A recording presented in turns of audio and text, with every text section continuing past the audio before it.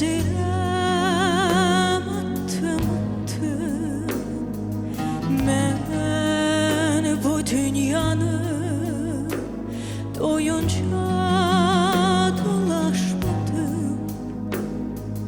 Hem doğrunu yalanı hem alanı satanı hem gideni qalanı hem ümidi gümanı görürəm, üzünü görürəm,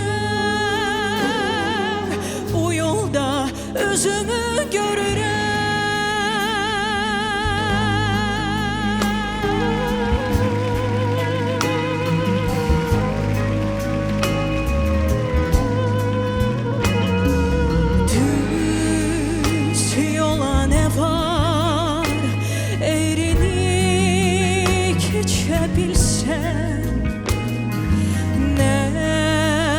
Çoktur yollar, doğrunu görebilsen. Geç, enişi yokuşu geç, boranı yağışı geç, yazının ahışı geç. Bir odun bakışı görürəm, düzünü görürəm, bu yolda özümü görürəm.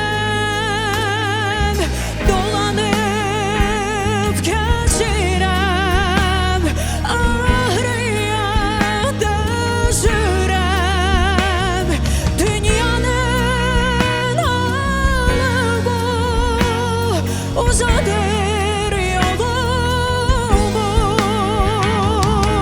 dolanıp gezirəm, ağrıya dözürəm. Dünyanın alıbı uzadır yolumu.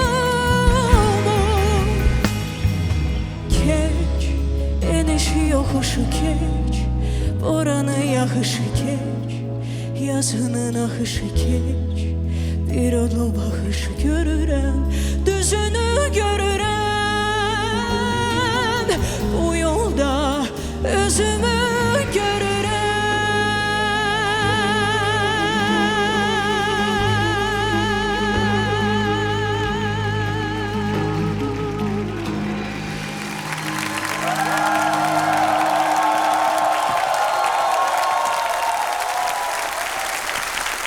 Sabrina bizə Yol adlı mahnı oxudu. Görək bu yolunu hara aparacaq? Bu yolda özümü görürəm söylədi. Görək ustadlar nə görür, nə eşidir? Zülfiyə xanım, başlayaq sizinlə.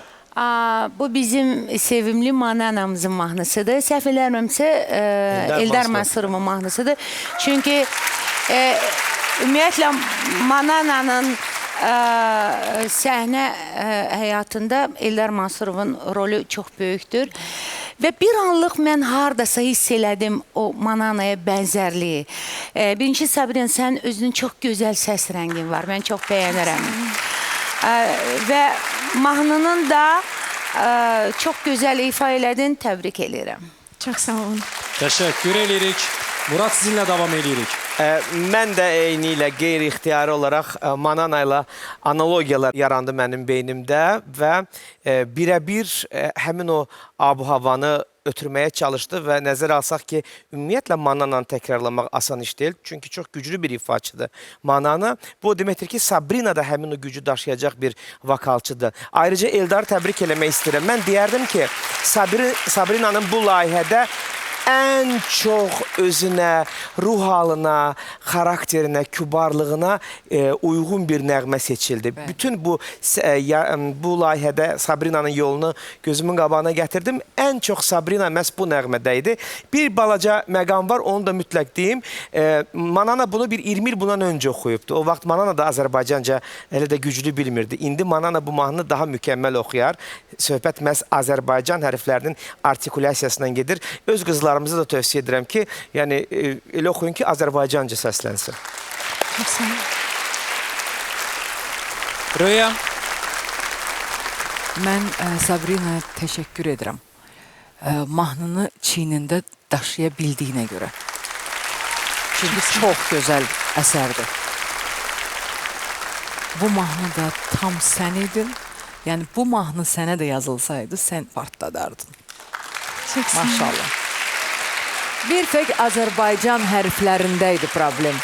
Başqa heç bir problem yoxdur. Bunu yəqin ki, televiziyadan da tamaşaçılar özləri də yəni təsdiqləyəcəklər. Sabrina, bu layihədəki yolunuzla bağlı qərar birazdan veriləcək. Hələ ki kulisə qədər qısa bir yol uzanır. O yolu buyurun addımlayın, sonra görüşürük. Çok sağ olun.